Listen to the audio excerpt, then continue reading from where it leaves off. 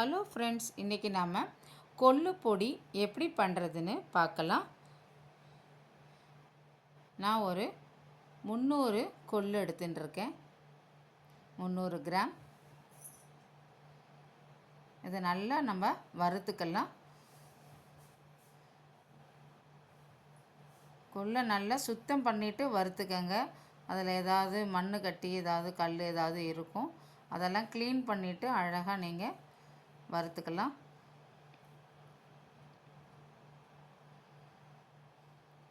நல்லா செவக்க வறுத்துக்கலாம்.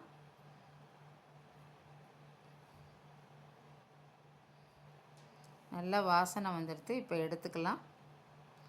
நான் கட்டி பெருங்காயம் போட்டுருக்கேன், அதுதான் நல்லா வாசனையாக இருக்கும்ன்ட்டு. அது நல்லா அந்த சூட்லேயே நல்லா பரட்டிக்கலாம். நல்லா வறுத்துரும். இப்போ நான் கடலைப்பருப்பும் உளுத்தம்பருப்பும் போட்டுக்கிறேன். கடலைப்பருப்பு 50 கிராம், உளுத்தம்பருப்பு 50 கிராம் போட்டிருக்கேன்.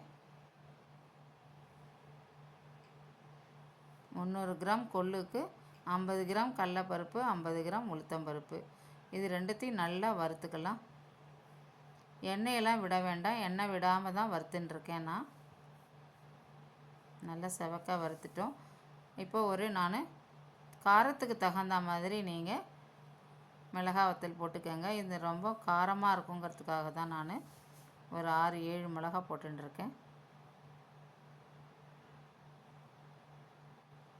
இதை எடுத்து அந்த கொள்ளில் போட்டுடலாம். இப்போ அடுத்தது கருவேப்பிலையும் நல்லா வறுத்துக்கலாம்.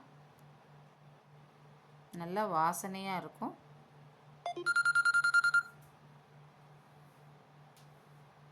நல்லா வறுத்துக்கலாம்.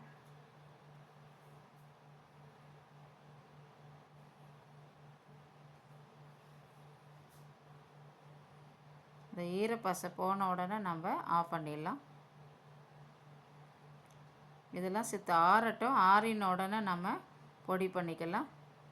இதுக்கு தேவைக்கு ஏற்ப கல் உப்பு போட்டுருக்கேன்.